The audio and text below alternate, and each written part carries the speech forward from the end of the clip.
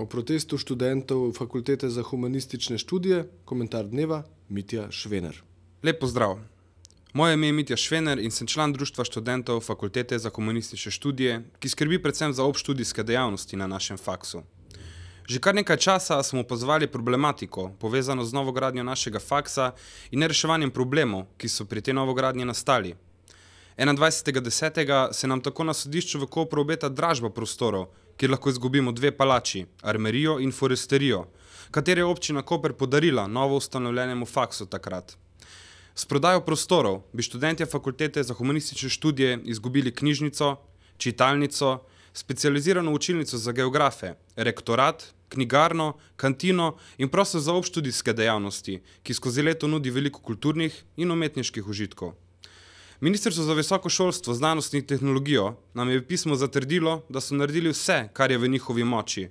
Odgovora do danes nismo prejeli samo še od vlade, zato danes v Parku Zvezda ob 13. uri skupaj z akademskim zborom, ki protest tudi organizira, protestiramo in opominjamo vlado, da se obresti z dneva dan večajo in da bi študentje radi nadaljevali študij v miru in ne v skrbeh, da se bodo nekateri prostori enostavno kar prodali na dražbi.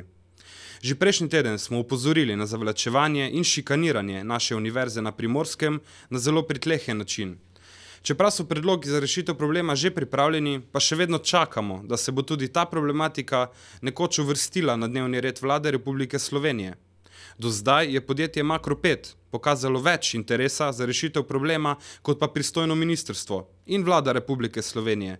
Zato bomo danes izvajali študijski proces kar v Parku Zvezda, kjer bodo potekala nekatera predavanja, postavili bomo knjižnico in učilnico za geografe.